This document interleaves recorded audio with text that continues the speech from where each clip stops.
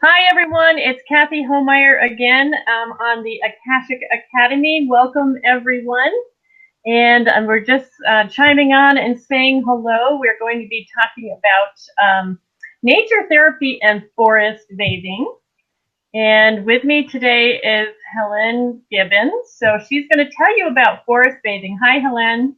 Hi, Kathy. Hi, everybody. If there are fathers out there, happy Father's Day. Yes, happy Father's Day. We're taping this on Father's Day. So happy Father's Day to everyone. And let me just put up my little agenda item here so they know we are talking about when people chime in. I'll just put that up and put our names down. And we're talking about nature therapy and forest bathing. And some of you know that I live and work at the Lake Clear Lodge and Retreat. In fact, if I can get out of my own way, that's lodgeonlakeclear.com. And actually, we've just got done a wedding and a yoga retreat. So hello, Marino. How are you?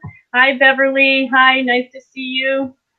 So yeah, if I'm looking a little tired, we just got done an awesome yoga retreat as well as a beautiful wedding, a small wedding, about 35 people.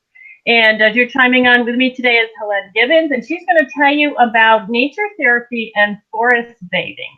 So let's get right into it, Helene. So tell us what Sure. forest bathing is. So I thought we would start with forest bathing because there may be many of you who have read or heard about forest bathing in the last year. There have been a lot written across the U.S. in newspapers and magazines, including National Geographic, New York Times, etc. So let's say, first of all, that there have been nature therapy practices throughout time. And forest bathing is one of the modern versions that kind of integrates some old wisdom with the new. So forest bathing is different from some of the other things that you might have experienced in nature. I like to think of it as the third leg of the stool. So the first leg of the stool is interpretive walks, learning information about nature. The second leg of the stool is activities, outdoor activities such as hiking or running, paddling, swimming, etc. And so nature therapy and forest bathing feel that they are the third leg of the stool. They kind of fill a gap in that what they are is a wellness practice. They are different in that they're all about opening up systematically all of your external and even some of your internal senses. So hearing, sight, touch, taste, and smell, but also even intuition, proprioception, which is that sense of ourselves in space. And, we also have other perhaps less known internal senses. So we engage all of these senses so that we can develop a more intimate and different relationship with nature. Let me say a little bit about where forest bathing started. So some of you may be familiar, particularly if you're listening in from the West Coast or even from Asia. So forest bathing is also called in Japanese Shinrin Yoku.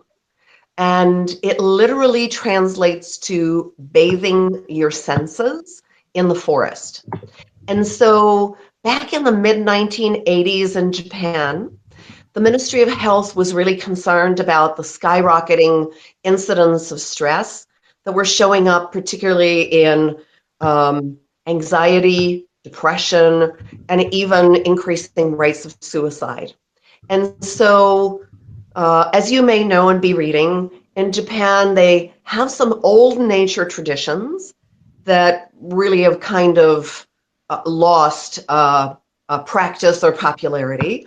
And they're a very modern society, mainly urban, long commutes, long working hours. And so the Ministry of Health created some sensory walks in some different forests across Japan. And after a few years, they realized that it would be beneficial to have some guides because that journey involves slowing down. And that's not something that came easily to them or that comes easily to us if we think about it. And so they train guides to take people on this sensory journey. Now in Japan, employers have programs where they encourage throughout Japan their employees going on forest bathing walks or even on forest bathing longer programs. So it is very much recognized as a wellness practice, and they have done more than 20 years of research studies that help us understand the benefits. But before I go there, let me maybe just say a little bit more about who brought it to the US. So Amos Clifford had been working with youth that were challenged in a number of ways. It might be in terms of learning disabilities or emotionally, or even that had some interactions with the law. And he was working with them as a guide, a nature guide, taking them into nature. And he'd been practicing Zen meditation for a couple of decades. And by pulling the thread and learning more about these philosophies in Japan, discovered forest bathing. And so he introduced it to the United States, but he adapted it for our culture, recognizing that we are different. And he also adapted it for our natural environment, which is different from Japan's. So he founded an association called the Association of Nature and Forest Therapy Guides. And myself and my partner, Suzanne, we both live very close to Kathy, and we are certified with them, and we've been introducing forest bathing to the Adirondacks over the last couple of years. Yeah, Helene, I'm going to put up a picture here that folks can see. This is actually out on my trails. We were doing a forest bathing walk. Is that how you call it? We were doing a walk through. Yes. So, yeah, we're being... is it different than mindful walking or mindful walking per se? So, it's a little bit like yoga in a way. So I have been teaching yoga for over 18 years, and so mindfulness has been a part of my journey as well. So if you look at yoga, there are now so many different styles of yoga, so many different schools of yoga. So you could think of forest bathing as perhaps related, but with some differences. So similar, there certainly is that mindful piece. When you open up your senses, it brings you into the moment without a whole lot of effort. Some of you may practice meditation or may have tried it and felt, gee, it's so hard for me to sit still. I know that I have many students over the years that have given up on meditation saying, I just can't sit still. And so think of certainly that mindful aspect, that meditative aspect when you go on a forest bathing walk, but also somewhat different in that we're really, there's also kind of a playful component. We call them invitations. When we take people on a forest bathing walk, we have different sensory activities that are designed to help people really connect with those senses and really come into the moment. So a little different, but related to mindfulness. Mm-hmm. We've got some comments here, Helene. I'll just share with you. Sure. Craig is saying he loves walking his dog for hours through the woods and nature. Reserves calms me so much, and all my worries are put aside. And Mike is saying forest holds much wisdom and healing energies. Just ask them to share. They love the communication and partnership. So that's cool. So those are great comments. And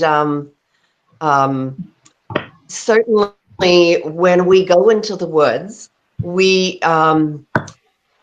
being in nature has that effect on us. And I think that's why cultures throughout time have gone to nature in order to heal, in order to feel whole.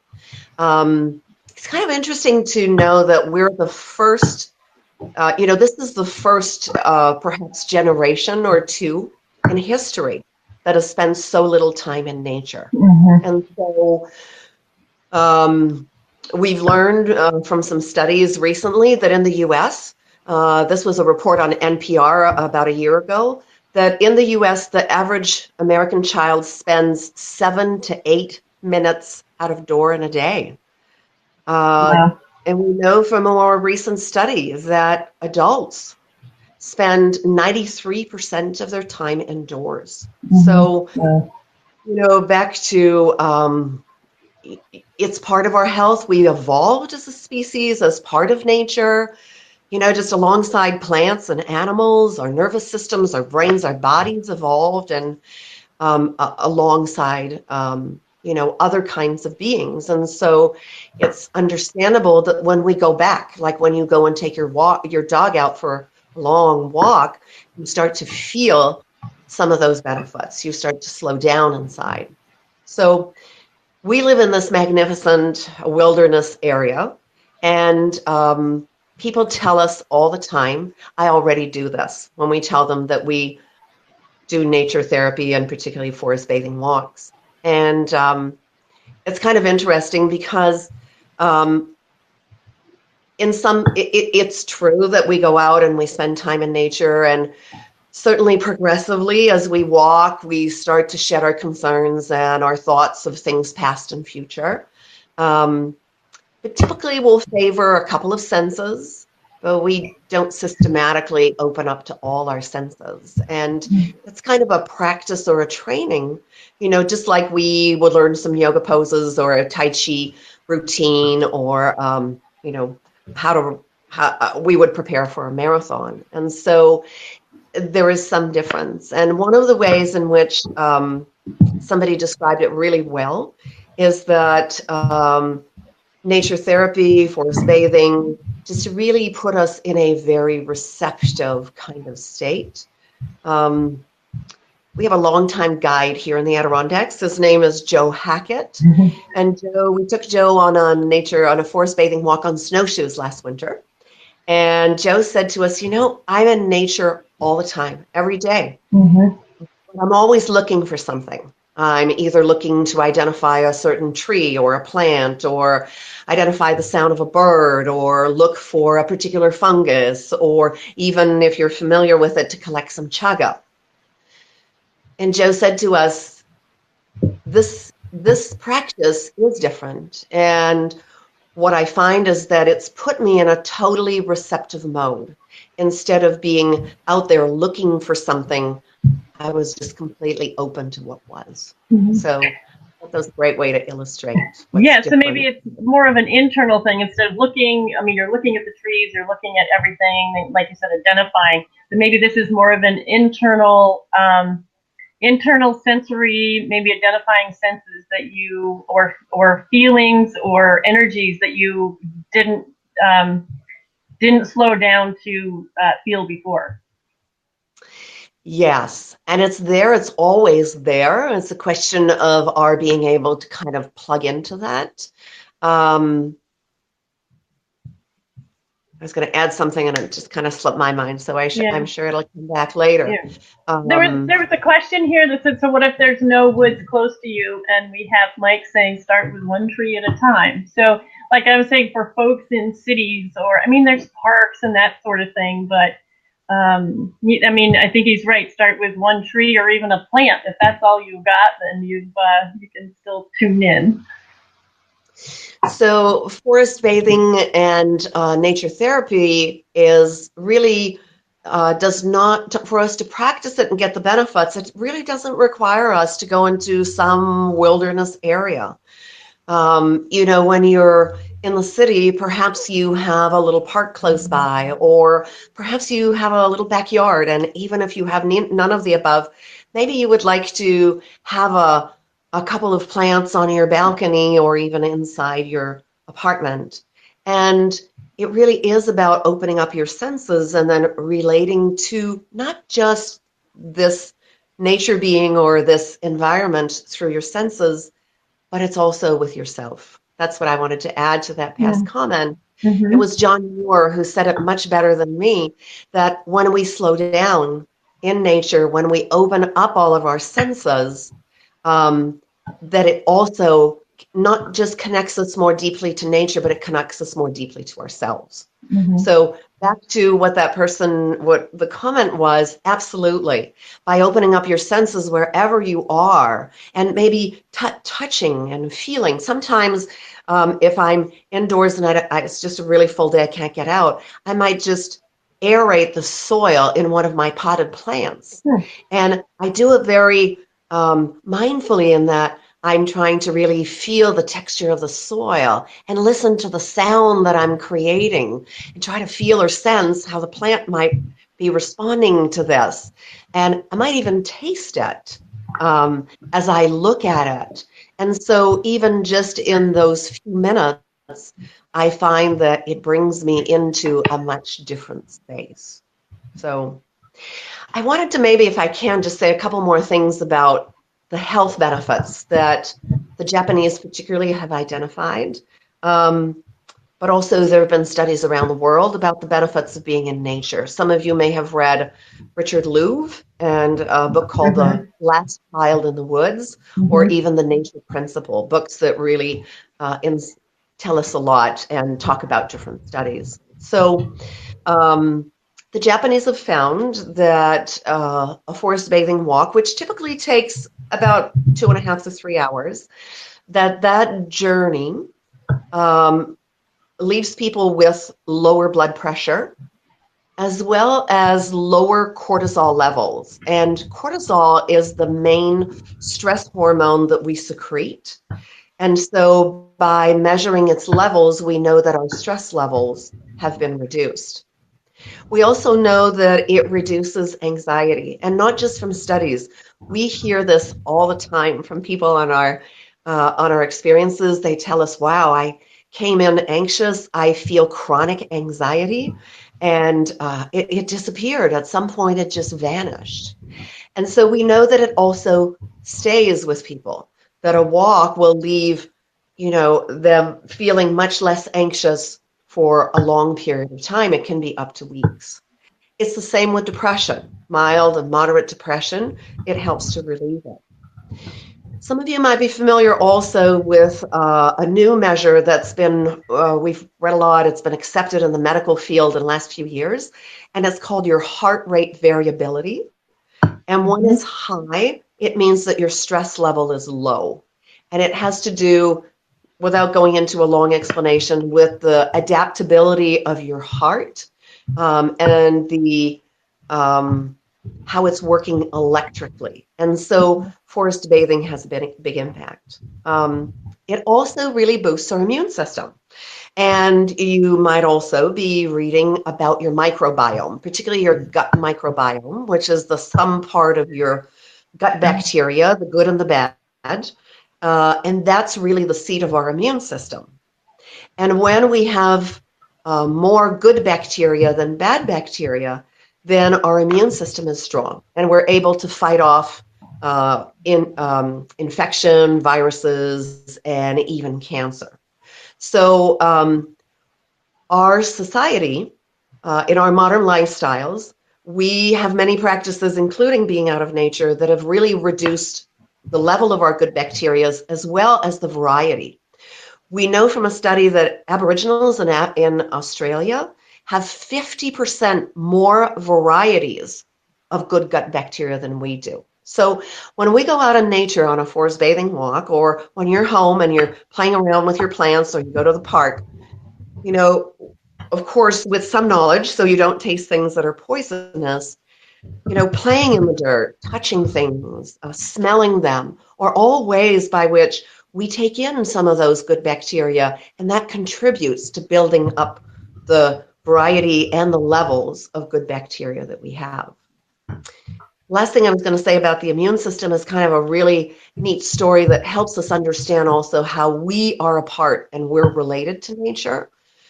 The Japanese discovered that trees secrete a certain compound that's called phytoncides. And phytoncides, what they do is they bathe their trunk and the branches in those compounds. And it's kind of like an immune system for the tree in that it protects them from insects and rot and fungus and, when they're under attack. So what we know is that that when we go into the forest, we take those in, we breathe them in. And the studies have shown that the phytoncides we take in boost a particular type of immune system cell in our bodies that are called the NK killer cells. Those are your cells that fight off cancer and infection primarily. And not only on a forest bathing walk is your count elevated, but it can stay elevated for up to 4 weeks.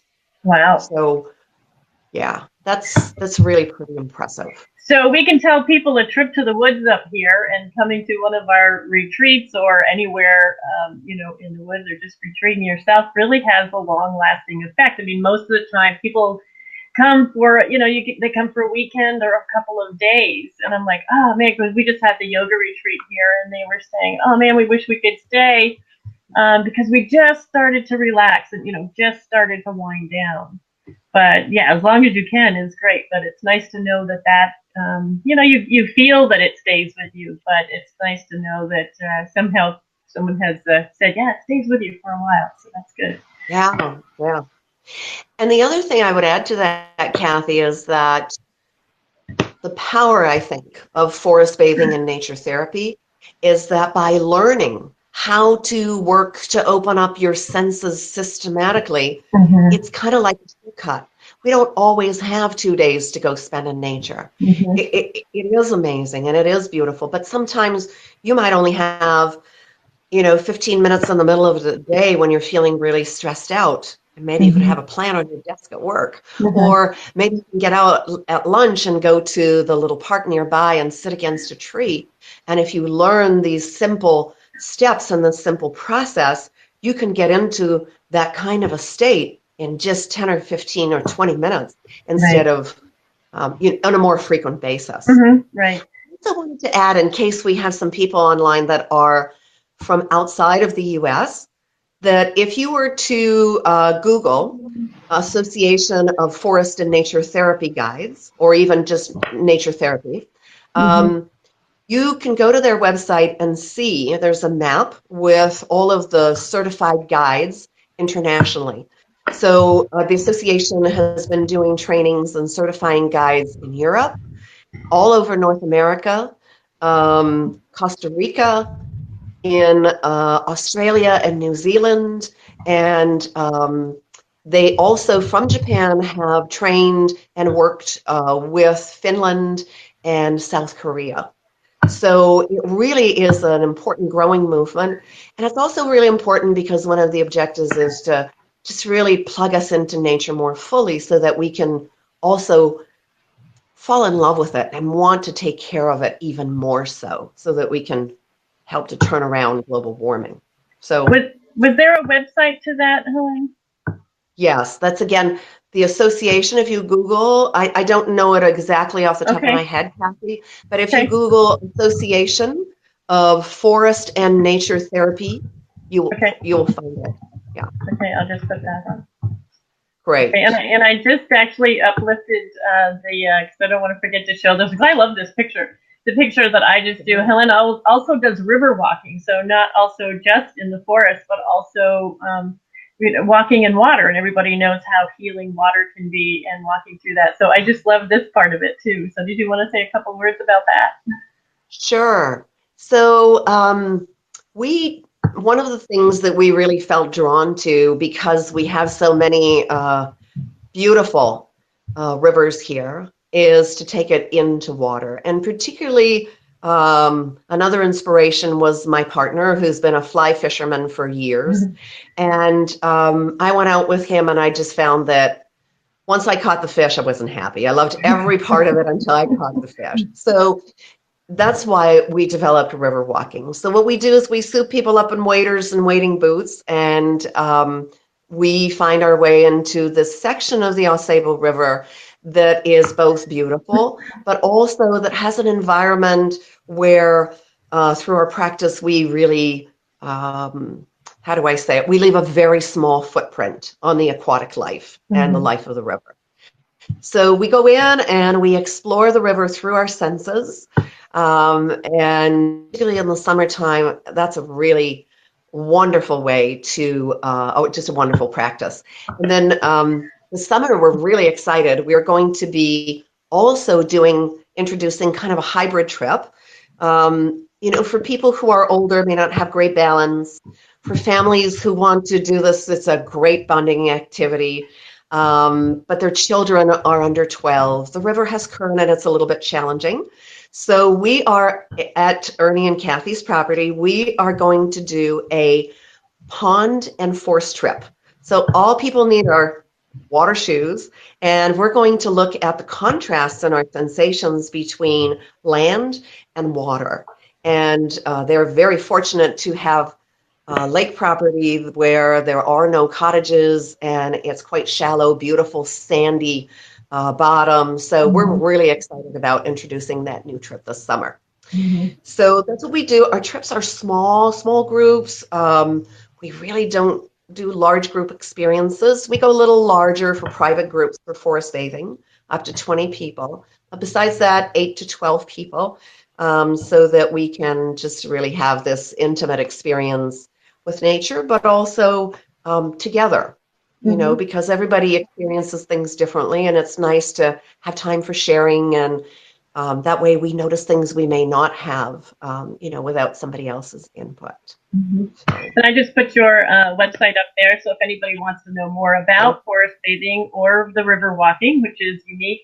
I like the river walking because I find a lot of people come and they're not necessarily used to getting in a lake or a pond. I mean, I grew up just a few miles down the road, and I was out the door in the morning, and I don't think I came in until way after dark in the woods and in the water. I just lived outside, and even though I still live here, I barely get out my door, and I have to push myself out and go walk my trails and say, no, I can take 5 minutes to do this.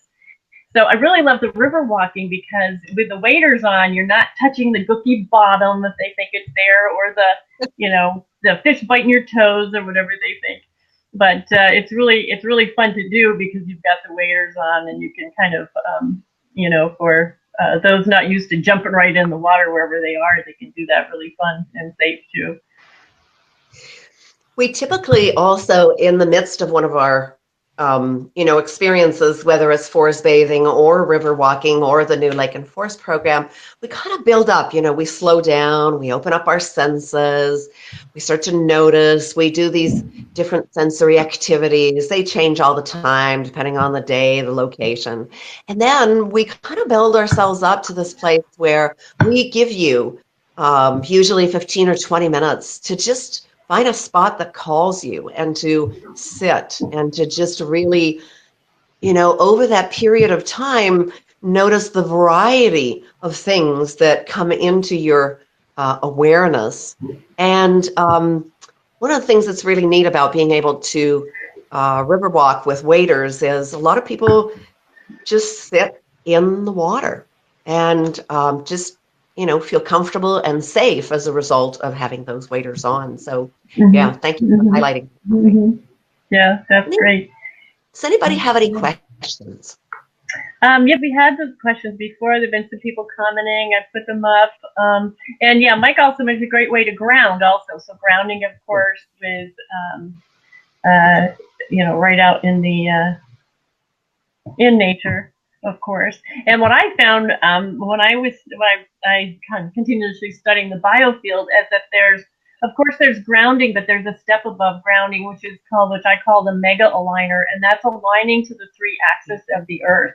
And inside we get totally misaligned to those axes. So not only do we ground to the proper frequency, but we get aligned to actually the axis of the earth. And it's we found that there's a little bit more than grounding, which is awesome, and which is totally, sometimes when I get totally foggy out and I go outside, Kathy, and that will, that's gonna solve a lot. So just go outside and lay on the ground and then come back into work, or go, like you said, down to our lake. It's beautifully shallow, so I go walk in the water for a little bit and then try and come back. But it's interesting. And go ahead.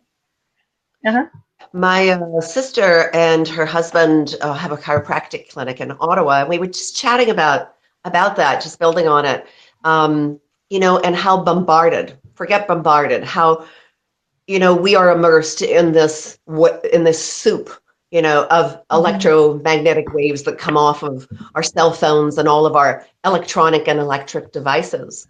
And as you say, Kathy, just even taking off our shoes and standing barefoot on the earth or the ground and taking, a few breaths and just feeling ourselves is certainly another powerful way to realign with those more primordial energies, and to kind of how can I say, heal from the misalignment that comes from being in this soup that we're all in. And I love technology. I wouldn't be able to do this or bring this. And I've met so many awesome people and bringing them to us.